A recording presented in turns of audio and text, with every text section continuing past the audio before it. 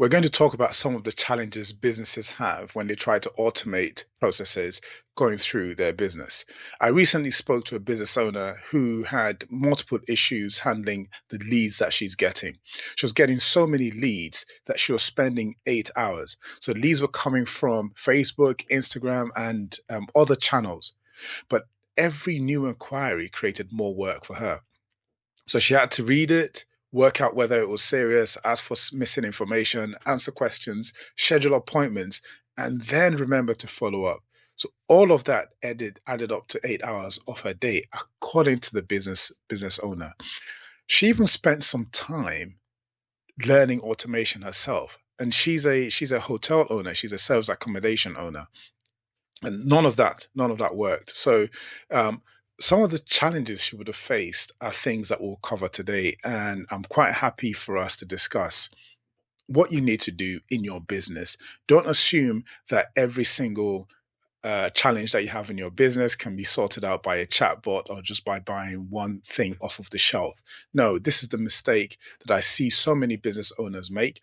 And when you start thinking through it, you'd understand why you need to pre-plan the automation before you put that into place. So most small business automation advice starts with tools and get a CRM or get this chatbot, but that's not what we're doing here. We need to do things properly because we know better. Now, what is the first thing I would recommend for you as in your business? Get your clear brief, get everything written and documented. That does not mean that you're ready to build. It just means that you've started at a high level. Now, this business that I talked about was getting 50 new leads every day, 8 hours every day, in addition to the rest of the work she had to do. So everything she had to do manually, read the message, qualify inquiries, schedule appointments, answer questions, send brochures, follow up, all these things for one person. She's a single business owner. Now, the obvious solution would have been to use AI, respond to all the inquiries, share the pricing information, book appointments, all the usual things you hear. But think about the information that's coming from all of the different channels and ask yourself, okay, which one do you start with? Right? Can you do all of them at once? And you're dealing with 50 people. And whilst you're doing all that work, you are getting more leads. It's not like everything stops whilst you try and figure it out. So the obvious solution is not to get AI and just put that straight in. No, what you need to do is think about when you've got enough information to continue.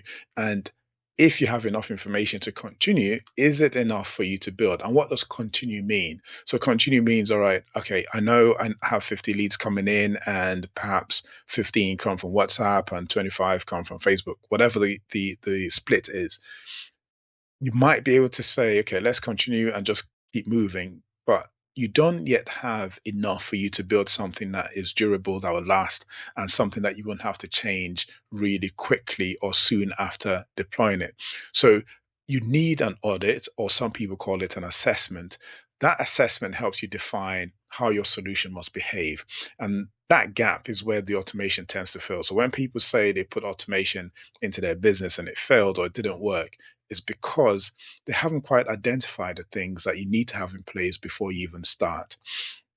So, just saying qualify my leads, that's not enough overall. So, before AI can qualify a lead, there are things that you must define within your business. So, what exactly qualifies or counts as a qualified lead? Right, this lady had a accommodation in Mexico. So that property in Mexico serves people who go there for weddings and that sort of thing. Now, a qualified lead for that type of accommodation might be someone who's prepared, who's getting married within the next 3 months, 12 months, 6 months. That's part of the qualification. But someone who's getting married that doesn't have the right budget may not necessarily qualify. And this lady had a premium asset that charged premium prices. So part of your qualification would have to be to find out what the budget is. What other information is mandatory? Is that person, the inquirer, allowed to travel to Mexico? What visa requirements are there for the trip? It might be that it's visa on arrival, and then what other things from a legal standpoint need to be in place. Now, You use these questions, which you can ask through a chatbot or through a voice agent, to pre-qualify them and then pre-move them into a certain area. But AI cannot consistently apply rules that you haven't defined. So this is part of what you need to come up with before you start to build anything, not just start. So there's some other decisions as well within each inquiry. So your automation may need to make some of that. I've already spoken about the budget question, so the commercial side of things. Now, what about the operational decisions, right? Is the requested data available? Is your property available? Does that person receive a booking link, and can they book it in themselves? Do they speak English? Do they speak Spanish? I mean, this is Mexico after all. Not all of the people trying to wed would come from the US. In this lady's case, the bulk come from the US, but some also come from Spain, or might come from a Spanish speaking country, or Spanish speaking American citizen. So what is the tone? Does the tone need to be different if it's a Spanish guest as compared, as opposed to an English speaking guest? And what are the handoff decisions? Is the duration of their stay a criterion for deciding if the inquiry will be passed on to a human? So, for instance, if someone's coming with 200 guests, how do you cater for those people? And your property cannot handle 200. Do you have deals with other people that can take the extra guests? So, just simply replying is not sufficient if you're going to build an automation that saves you time and reduces your cost. So the number one first step is to review real examples. So you take 20 people who have made inquiries within the last 3 months, and you take it from start to end. Okay, where did each inquiry arrive from? What did the customer want? What information did they provide? What information was missing? What information do you need to get the chatbot or your AI or your automation system to request during the workflow or during that transaction? How did the business assess that opportunity? So how did you determine if it was somebody just trying to get pricing information, as opposed to someone who's serious and is prepared to get married within the next 3 months in this lady's case? What response was sent? What happened next? And where did the process slow down, or where did it fail? So if you can map all these things for at least 20 genuine inquiries, then you've got a basis from which to start. So your audit must produce 5 outcomes. What is the trigger? So what starts the automation? Is it a message coming in from Facebook, WhatsApp, or from your website or web chat bot? What data is available, and what's missing, and who should request any missing information? What is the business decision, and who makes that business decision? Do you have enough information gathered to be able to say that the automation can make that decision, or the human can make that decision? And what should happen after that decision is made? And when you have exceptions, who handles those exceptions? Is it a self-healing automation, or does a human need to get involved? So without these 5 elements, you do not have any automation on an automation specification, and you're not ready to get started. You're just at the beginning of the idea phase. So do not just automate the message. So things like "thank you for your inquiry, someone will respond shortly," that hasn't really saved you any time. And what we're trying to do with automation is save time, reduce cost, and increase revenue. So in this case, this lady wants something to save her time. 8 hours a day is no joke. So the automation needs to be right and needs to be in place. So the useful version of the automation that you want is something that will capture the inquiry, extract the important details, identify any missing information, anything that helps us achieve those 5 outcomes that I discussed in the previous slide. That is what you need your automation to start with. And then at the end, you must make sure that the goal is achieved, and at each point there's a clear next action. Even if it goes to a human, what does that human need to do next, and how does the automation help that human do that next step?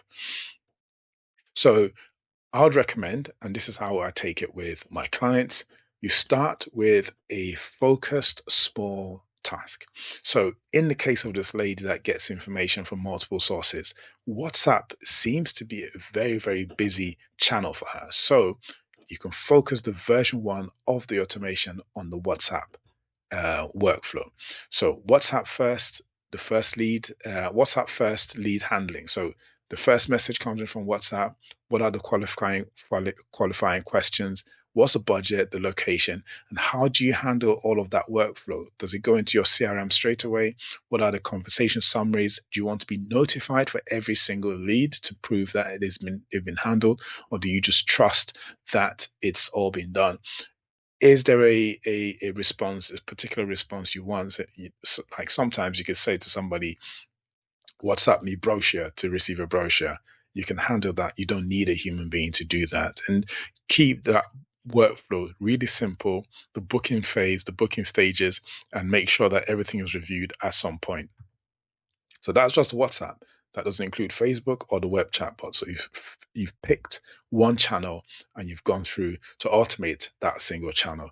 And when you want humans to be involved, it needs to be part of the overall design. It shouldn't be the exception. So you think about how the human being would receive the information, how the human being will be notified, what times of the day the human would be notified, and how quickly they should respond.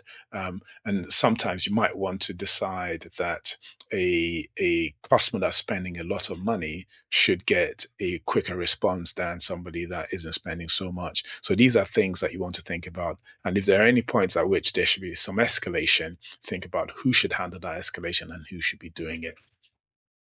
So measure the business outcome at every stage. So the AI would handle like 500 messages. That's something that you might brag about, but really that isn't the solution you're looking to come up with. So AI handle 500 messages is a stat, but that's not really helping the business. What you're saying, what you want to be saying at the end, or the outcome should be, we recovered 20 hours. We now have 50% more conversions. You want to be thinking along the lines of, oh, I didn't have to employ a new member of staff because now this AI is handling 6 out of the 8 hours of the work that I was doing. So the time spent processing inquiries, what was it before the automation came in, and what is it now?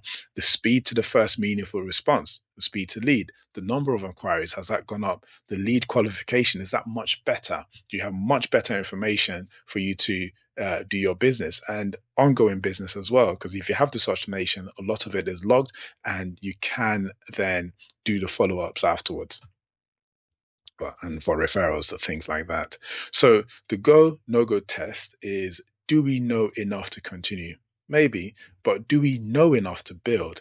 Not until you've got the rules defined, you've got your integrations in your mind, you've got the exceptions all documented, and you've got the measures. So how do I know that I'm getting a good return on the investment? So most times you have enough to continue, but you don't have enough to build.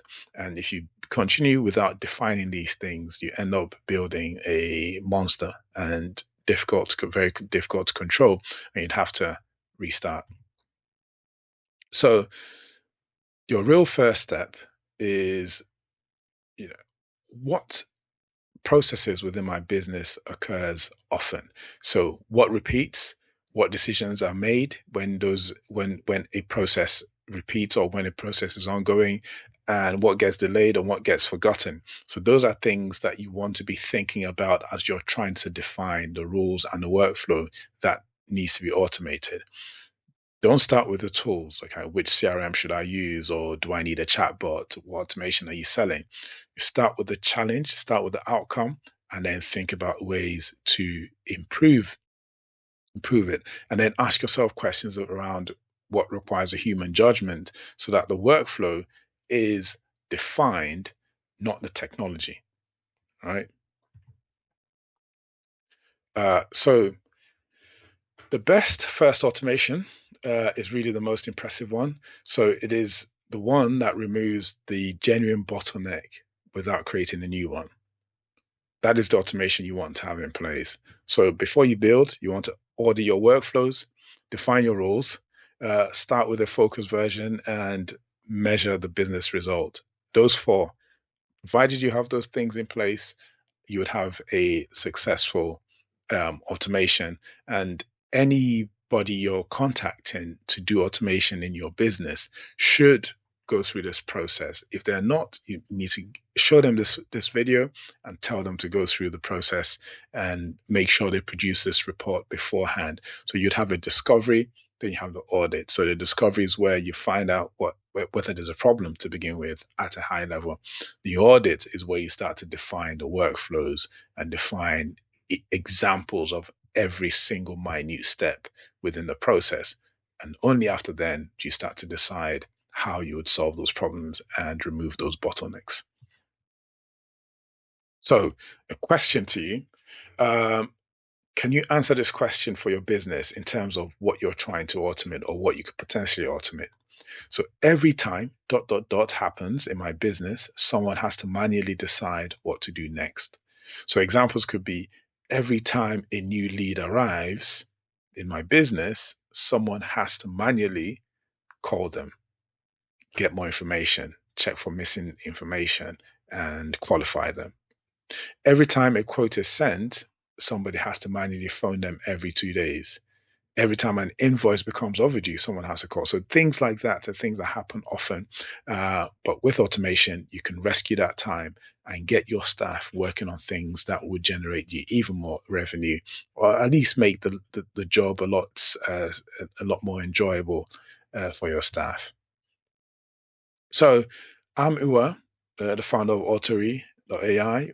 We work with different organizations. I've just spoken to you about a serviced accommodation or wedding venue business, and we help multiple businesses in different sectors. Right now, we are working with HVAC companies to chase their estimates. So this is another workflow that businesses have that we're bringing into, or we're bringing automation into, and we're going through this whole process. So you can reach out to me through autori.ai, book a call. We'll assess your situation, assess your business, and then we'll decide if we proceed to the audit stage.